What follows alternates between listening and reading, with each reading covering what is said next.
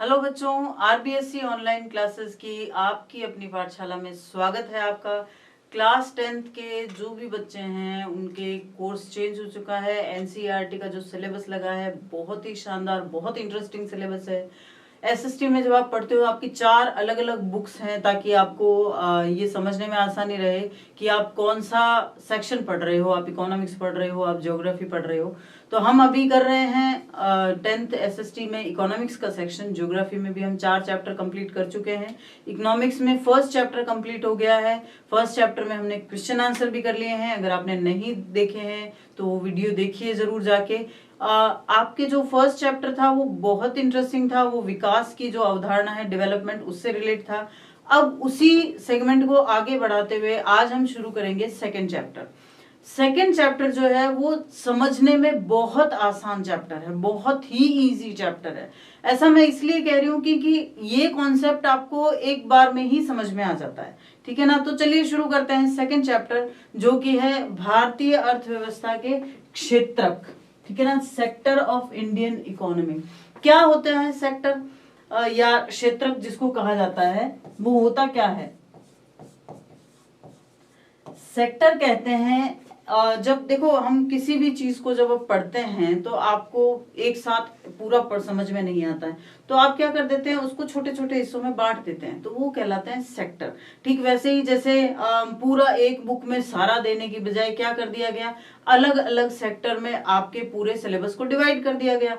History का section अलग, geography का अलग, इकोनॉमिक्स का अलग और सिविक्स का अलग। तो वो क्या बन गए, वो सेक्टर बन गए। येट चारों ही एक दूसरे से जुड़े हुए हैं। आप ज्योग्राफी को हिस्ट्री के बिना सोच नहीं सकते। अगर आप इकोनॉमिक्स पढ़ रहे हो तो कहीं ना कहीं आपको ज्योग्राफी पढ़नी पड़ेगी। अगर आप हिस्ट्री पढ़ रहे हो तो कहीं ना कहीं आपको ज्योग्राफी या इकोनॉमिक्स से रिलेट करना पड़ेगा। चारों ही सेक्शन एक दूसरे से जुड़े हुए हैं, लेकिन आपकी सुविधा की दृष्टि से आपको अलग करके दे दिया। तो इसी तरह से किसी भी अर्थव्यवस्था, किसी भी इकोनॉमी को अध्ययन की सुविधा मान लीजिए या फिर जानने की सुविधा, किसी न किसी सुविधा की दृष्टि से क्या कर दिया जाता है, डिवाइड कर दिया जाता है। किसमें? सेक्टर्स में डिवाइड कर दिया जाता है। ठीक है ना। तो भारतीय अर्थव्यवस्था या जो इंडियन इकोनॉमी है उसको हम 3 सेक्टर्स में डिवाइड कर सकते हैं। कौन कौन से 3 सेक्टर्स हैं? वो 3 सेक्टर होंगे, फर्स्ट शुड बी प्राइमरी, या जिसको हम कह सकते हैं प्राथमिक क्षेत्र। ठीक है, तो वो फर्स्ट, सेकंड, थर्ड। ठीक है, तो फर्स्ट को हमने कहा प्राइमरी या प्राथमिक क्षेत्र। दूसरा है तो उसको हम कह देंगे द्वितीय क्षेत्रक, या इसको हम कहेंगे सेकेंडरी सेक्टर।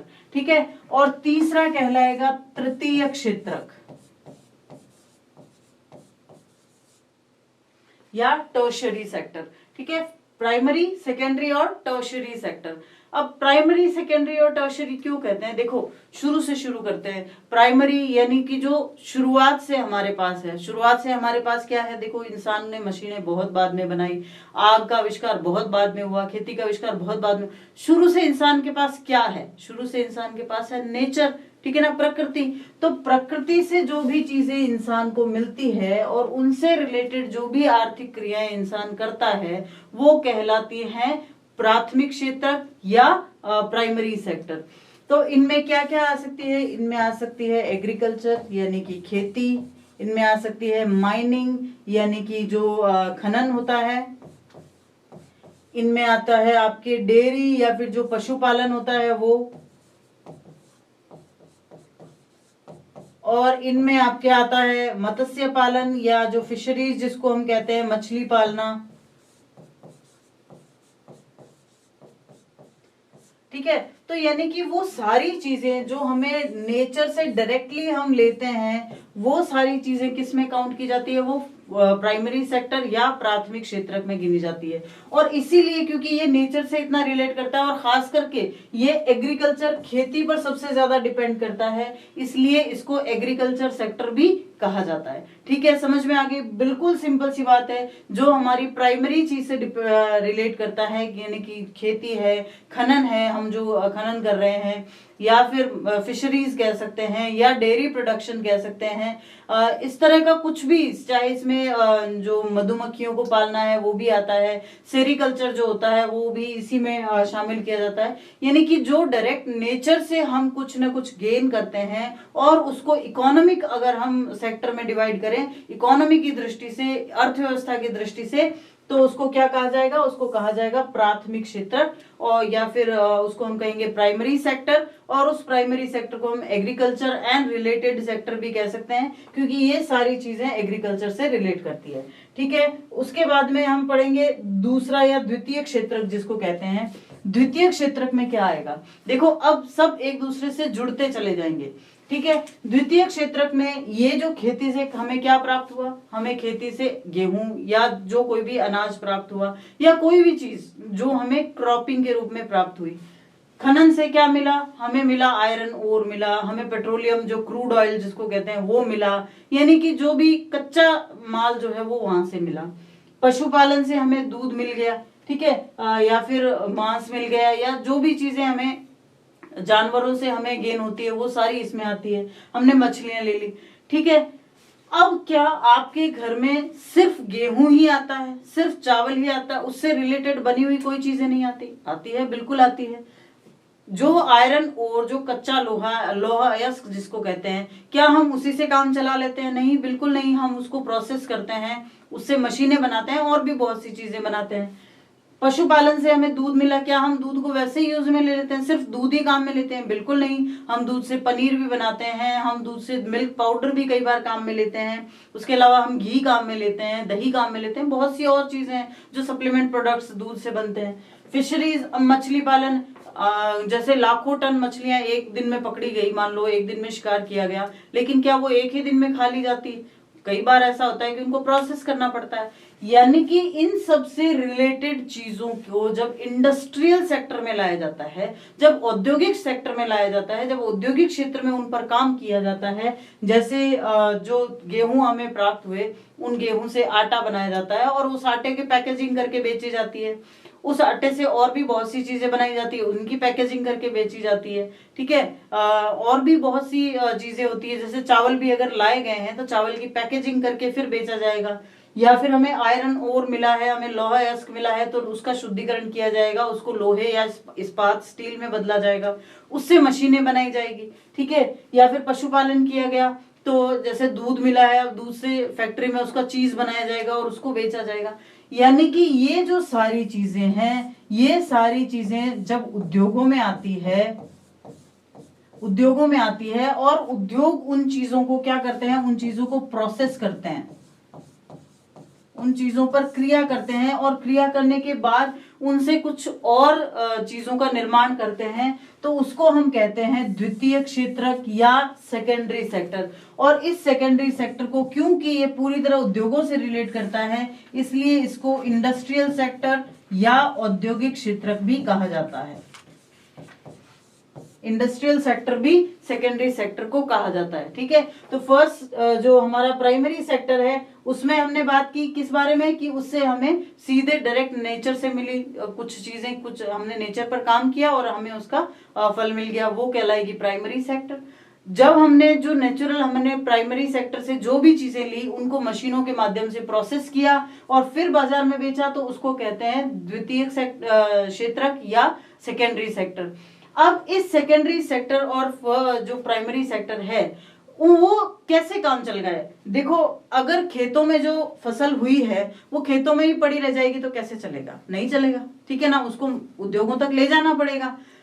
उद्योगों ने जो माल बनाया है, जो जिस भी चीज का प्रोडक्शन किया है, अगर वो उनके पास ही पड़ा रह गया तो कैसे चलेगा? नहीं चलेगा। ठीक है ना, तो उनको क्या करना पड़ता है? उनको ट्रांसपोर्टेशन के माध्यम से जनता तक, लोगों तक, जो कंज्यूमर्स है उन तक पहुंचाना पड़ता है। वो काम कौन करता है? वो काम करता है तृतीय क्षेत्रक या टर्शरी सेक्टर। तो यानी कि जो भी प्राइमरी सेक्टर या सेकेंडरी सेक्टर से जो भी उत्पन्न होता है उसके अलावा, ठीक है ना, यहाँ काम हो गया नेचर से रिलेटेड, यहाँ काम हो गया इंडस्ट्री से रिलेटेड। इनके अलावा जो भी काम होता है, या इसको हम सेवा क्षेत्र भी कहते हैं, इसका अपना कोई प्रोडक्शन नहीं होता। देखो यहाँ तो हमने नेचर से प्रोडक्शन किया, यहाँ हमने मशीनों से प्रोडक्शन किया, लेकिन बिना प्रोडक्शन किए ही बाकी दोनों सेक्टर्स के लिए जो बेस प्रोवाइड करवाया जाता है, जो आधार दिया जाता है, वो दिया जाता है तृतीय क्षेत्र या टर्शरी सेक्टर द्वारा। जैसे कि एग्जांपल आप ले सकते हैं यातायात, या जिसको हम परिवहन भी कह सकते हैं, ठीक है ना, ये परिवहन किया जाता है टर्शरी सेक्टर में। या हम कह सकते हैं जो बैंक है, बैंक कैसे जरूरी है, देखो जब किसान को खेती करनी है तो उसको लोन लेना होता है, तो वो लोन लेगा तभी तो वो खेती कर पाएगा, ठीक है। या फिर अब उसकी खेती हो गई, अच्छी हो गई, उसने बेच दिया बाजार में, अब उसको फायदा हुआ है, तो जो एक्सेस है वो कहाँ रखेगा, वो बैंक में रखेगा। उसके अलावा लाइफ इंश्योरेंस है, उसके अलावा शिक्षा है। क्या हम बिना शिक्षा के इन दोनों क्षेत्र को में कहीं उन्नति कर सकते हैं? नहीं कर सकते। तो शिक्षा का जो क्षेत्र है वो है सर्विस, उसमें कोई प्रोडक्शन नहीं है, कोई प्रोडक्टिविटी नहीं आ रही है, कोई उत्पादकता उससे नहीं आ रही है, लेकिन फिर भी ये बहुत इंपॉर्टेंट क्षेत्र है। या हम इसको कह सकते हैं चिकित्सा में भी,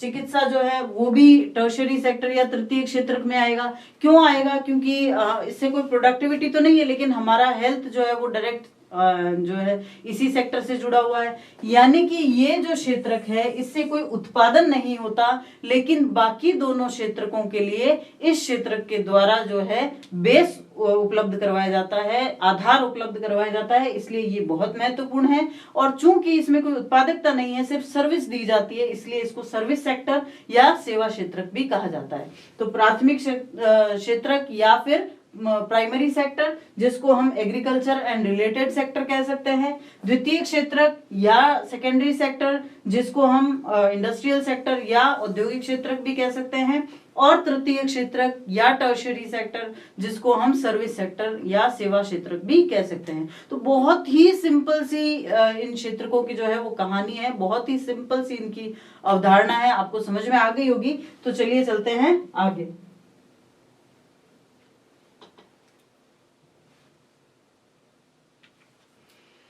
अब आपके लिए नोट्स जो आप पढ़ते हो, देखो हमने जो पढ़ा वो तो अभी सिर्फ एक बैकग्राउंड हमने इनका ले लिया था कि आपको समझ में आ गया होगा। अब जब हम ये सब चीजें पढ़ेंगे ना तो बिल्कुल वो चीज आपके दिमाग में फिट हो जाएगी, ठीक है। परिचय देख लेते हैं। कई लोग आर्थिक गतिविधियों में लगे हुए हैं। आर्थिक गतिविधि यानी कि जो इकोनॉमिकली कई लोग बहुत सारी एक्टिविटीज करते हैं, जैसे कि वस्तुओं और सेवाओं आदि का निर्माण, ठीक है ना। आपसे आप कहीं भी जाते हो तो आपसे पूछा जाता है, आप अगर अपना कहीं भी इंट्रोडक्शन देते हो तो पूछा जाता है आपके पापा क्या करते हैं, क्या करते हैं। क्या करते हैं का क्या मतलब है? वो कुछ ना कुछ कर रहे हैं जो इकोनॉमिकली आपके फैमिली को फिजिबल बना रहा है, ठीक है ना। तो आपकी फैमिली को इकोनॉमिकली बेयर करने के लिए वो कुछ ना कुछ करते हैं, चाहे वो किसी वस्तुओं का प्रोडक्शन करें, चाहे वो किसी सेवाओं का प्रोडक्शन करें, ठीक है। तो उसको हम कहेंगे आर्थिक गतिविधियां, ठीक है ना। अर्थव्यवस्था को समझने का सबसे अच्छा तरीका इन गतिविधियों को महत्वपूर्ण मानदंडों का उपयोग करके एक में समूहित यानी एक ही भाग में उनको इकट्ठा कर देना है। इन समूहों या घटकों को सेक्टर या क्षेत्र कहा जाता है, ठीक है ना। जब हम पढ़ने की दृष्टि से थोड़ा सुविधा लेते हुए हम क्या करते हैं, एक जैसी आर्थिक गतिविधियों को एक जगह पे इकट्ठा कर देते हैं, तो उसको सेक्टर या समूह कहा जाता है। अर्थव्यवस्था को विभिन्न क्षेत्रों में वर्गीकृत करने से हम अर्थव्यवस्था को गहराई से अच्छे से समझ सकते हैं। अब ये इसकी परिभाषा है सेक्टर की इस प्रकार। एक सेक्टर क्या है, एक क्षेत्र क्या है? अर्थव्यवस्था का एक प्रमुख घटक है जिसमें व्यवसाय या बाजार सामान्य उत्पादों या सेवाओं को साझा करते हैं। जैसे अगर नेचर से रिलेटेड है तो सब प्राइमरी में जाएंगे, इंडस्ट्री से रिलेटेड है तो सेकेंडरी में, और सर्विसेज से रिलेटेड है तो वो टर्शरी सेक्टर में जाएंगे। People are engaged in many economic activities like manufacturing goods, services, etc. The best way to understand the economy is by growing these activities into one using important criterion. अब वो criterion क्या होते हैं वो हमने समझ लिए हैं कि अगर वो नेचर से रिलेट करता है या फिर वो सर्विसेज से रिलेट करता है तो वो हमने उसको एक क्राइटेरियन में डिवाइड कर दिया। These groups or components are called sectors. Classifying the economy into various sectors allow us to understand the economy in depth. Thus, अब ये definition है, आपको याद रखनी है. A sector is a major component of the economy in which businesses or markets share common products or services. तो उसको क्या कहेंगे, उसको सेक्टर या हिंदी में कहें तो क्षेत्रक कहा जाता है. देखो इस पिक्चर से आपको समझ में आ गया होगा, वैसे आपको समझ में आ ही गया है, लेकिन अब ये बिल्कुल ही क्लेरिफाई हो जाता है. प्राइमरी सेक्टर में एग्रीकल्चर है, डेयरी है, फिशरिंग है, फॉरेस्ट्री है, तो they are related to the nature directly. Then secondary sector जिसको मैन्युफैक्चरिंग इंडस्ट्रीज कहा गया है. तो अब जैसे एग्रीकल्चर से हमें जो भी मिला उससे बनाया गया ये, या फिर कॉटन से कपड़े बनाए गए, ठीक है, या फॉरेस्ट्री से जो लकड़ियां मिली उनसे स्टूल्स बनाई गई, या फिर जो लोहा मिला उससे कार बनाई गई. तो यानी कि नेचुरल जो हमें नेचुरल चीजों से जो भी मिला उसको मैन्युफैक्चर किया गया, उसको इंडस्ट्रियल सेक्टर में प्रोसेस किया गया और कुछ नई चीजों का निर्माण किया गया. टर्शरी सेक्टर जिसको सर्विस सेक्टर भी कहते हैं, ठीक है ना, उसमें जैसे ट्रांसपोर्टेशन है, डॉक्टर्स हैं या फिर टीचर्स हैं, वो सब टर्शरी सेक्टर में काउंट किए जाएंगे. अब हम अलग अलग सेक्टर्स के बारे में अलग अलग पढ़ लेते हैं ताकि आपको बिल्कुल ही ये जो कॉन्सेप्ट है सेक्टर्स का वो क्लियर हो जाएगा. सबसे पहले हम पढ़ेंगे प्राथमिक क्षेत्र या कृषि और संबंधित क्षेत्र को, ठीक है. प्राइमरी सेक्टर या फिर जिसको हम कह सकते हैं एग्रीकल्चर और रिलेटेड सेक्टर. देखो ये सारे वही चीजें हैं, ये फॉरेस्ट्री है, ये फिशरीज है, डेयरी प्रोडक्ट्स है एंड एग्रीकल्चर है. These are called the primary sector. प्राथमिक क्षेत्र या कृषि और संबंधित क्षेत्र, इसमें प्राकृतिक संसाधनों जैसे कि फसल है, कोयला है, डेयरी उत्पाद है, लोहा है, इन सब का उपयोग करके माल का निर्माण किया जाता है. अब ये कच्चा माल प्रोवाइड करते हैं. मोस्टली जो प्राइमरी सेक्टर है वो क्या करता है, वो इंडस्ट्रियल सेक्टर के लिए रॉ मटेरियल प्रोवाइड करने का काम करता है. जो औद्योगिक क्षेत्र है ना उसके लिए कच्चा माल उपलब्ध कराने का काम ज्यादातर प्राथमिक क्षेत्र द्वारा किया जाता है. उदाहरण के लिए कपास की खेती मुख्य रूप से वर्षा, जलवायु, धूप जैसे प्राकृतिक कारकों पर निर्भर है और इसीलिए इसे प्राथमिक क्षेत्र की गतिविधि माना जाएगा. क्यों? क्योंकि ये पूरा नेचर से रिलेट करता है. इसे प्राथमिक क्यों कहा जाता है? क्योंकि ये अन्य माध्यमिक या तृतीय क्षेत्रों के बाद के उत्पादों के उत्पादन के लिए आधार बनाता है. यानी बाद में जो कुछ भी होना है, प्रक्रियाएं, जो कुछ भी इकोनॉमिक जो भी एक्टिविटीज होनी है, उन सब के लिए बेस कौन प्रोवाइड करता है? प्राथमिक क्षेत्र या प्राइमरी सेक्टर. चूंकि अधिकांश प्राकृतिक उत्पाद कृषि, डेयरी, मछली पकड़ने और वानिकी यानी कि फॉरेस्ट्री से प्राप्त होते हैं, इसलिए इस क्षेत्र को कृषि और संबंधित क्षेत्र भी कहा जाता है. ठीक है ना, कृषि और संबंधित क्षेत्र किसको कहा जाता है? प्राथमिक क्षेत्र को. देखो ये क्वेश्चंस बनते हैं, आप ये बिल्कुल ध्यान में रखना है कि इस बार का जो पेपर होगा उसमें कहीं ना कहीं एमसीक्यूज और छोटे क्वेश्चंस की भूमिका बहुत रहेगी. तो आपको हर चीज के जो सोल है, जो हर चीज का जो सेंस है, जो उसका सार है, उसको पकड़ना है. तो आपको ये ध्यान रखना है, इस तरह के छोटे छोटे क्वेश्चन बनते हैं कि कृषि और संबंधित क्षेत्र कौन से क्षेत्र को या किस सेक्टर को कहा जाता है, या प्राथमिक क्षेत्र का अन्य नाम बताइए. तो वो एमसीक्यूज में भी आ सकते हैं, वो वन लाइन क्वेश्चन में भी आ सकते हैं, वो ब्लैंक्स में भी आ सकते हैं, या रॉन्ग राइट में भी आ सकते हैं. तो आपको वो चीज कॉन्सेप्ट हमेशा क्लियर होना चाहिए. ठीक है ना. तो प्राइमरी सेक्टर किसे कहेंगे? इसको एग्रीकल्चर एंड रिलेटेड सेक्टर भी कहा जाता है. It involves manufacturing goods by utilising natural resources like crops, coal, dairy products, iron etcetera. For example, cultivation of cotton is mainly dependent on natural factors like rainfall, climate, sunshine. So it is considered as primary sector activity. क्यों? क्योंकि ये nature पर ही depend कर रहा है. It is called a primary sector as it forms the base to produce other secondary or tertiary sector subsequent products. As most natural products are obtained from agriculture, dairy, fishing and forestry, this sector is also called the agriculture and related sector.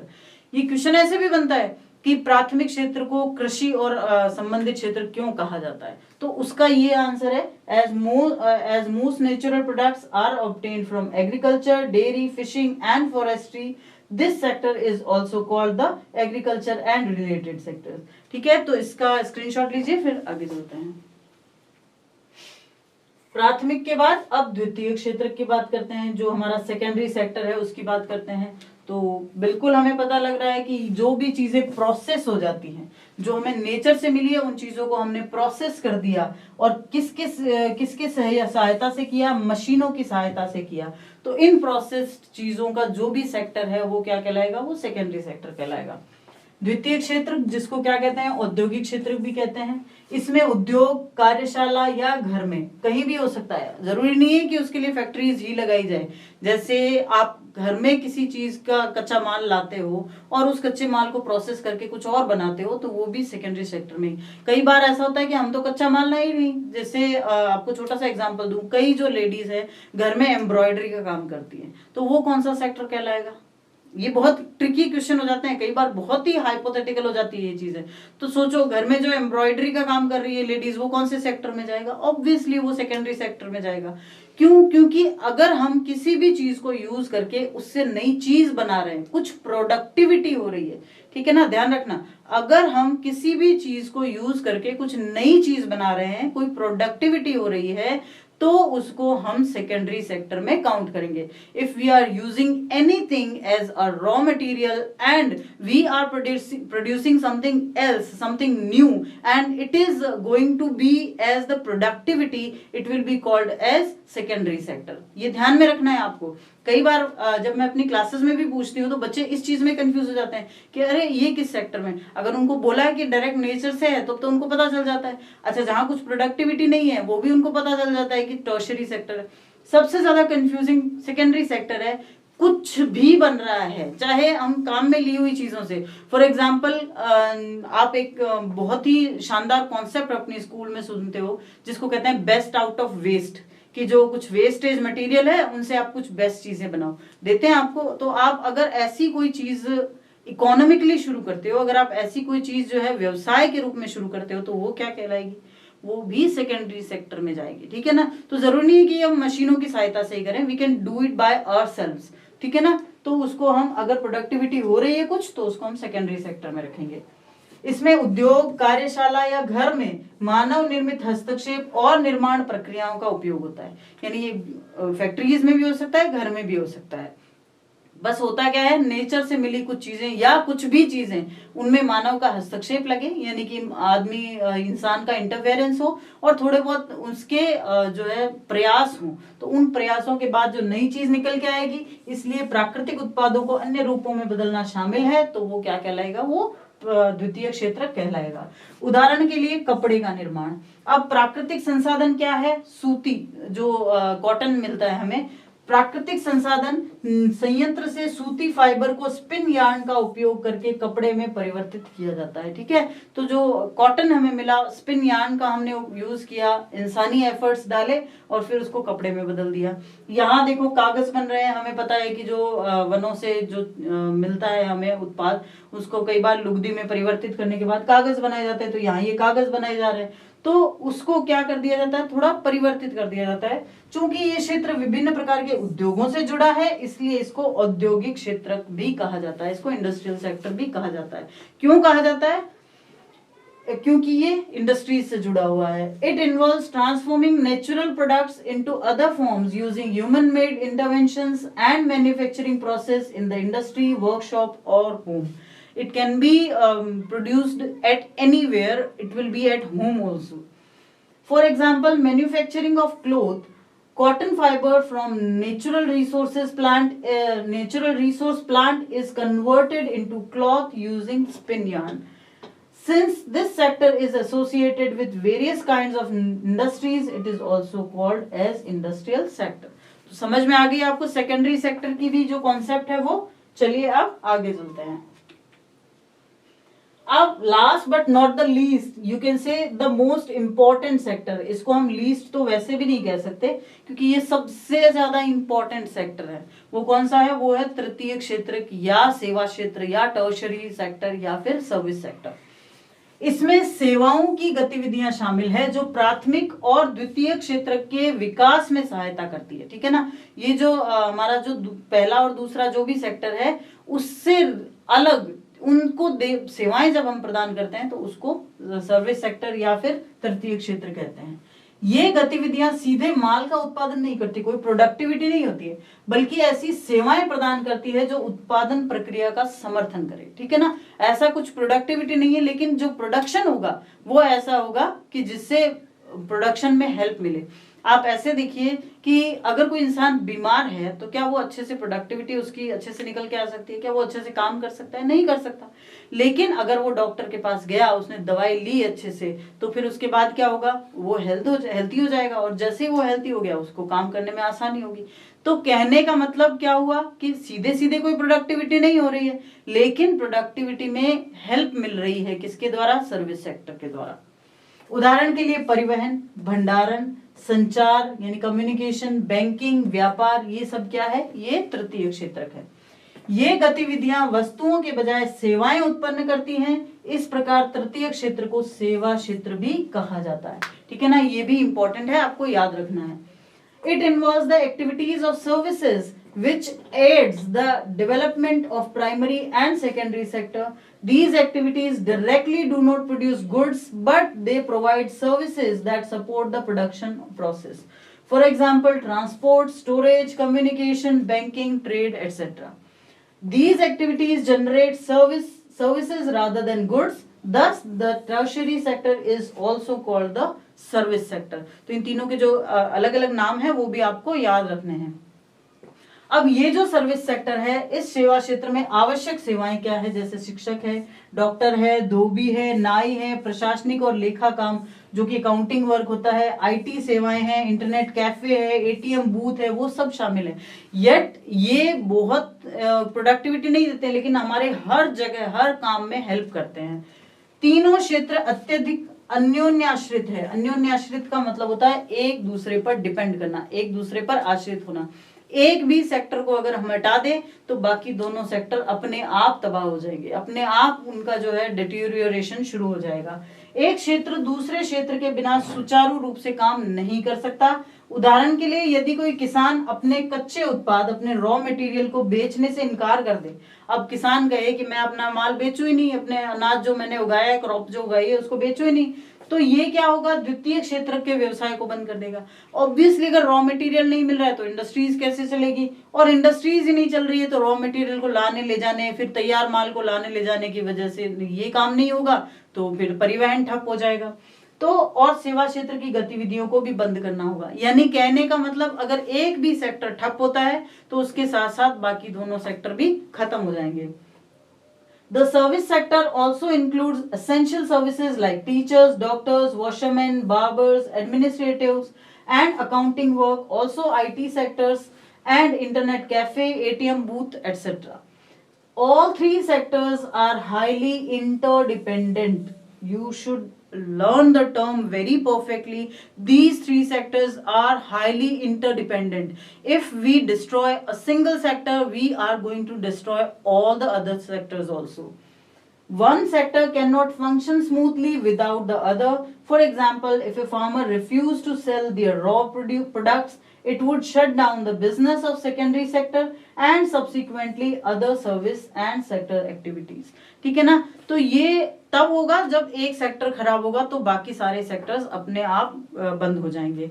ठीक है, तो आज के video में इतना ही। Hope कि आपको बहुत इंटरेस्ट आया होगा आज पढ़ने में। बहुत ही इजी है येट बहुत ही इंटरेस्टिंग भी है, समझ में आ गया होगा आपको। फिर भी अगर नहीं समझ में आया है तो जो भी आपकी क्वेरी है वो आप नीचे कमेंट बॉक्स में डाल सकते हैं। I will try my best to answer all your questions.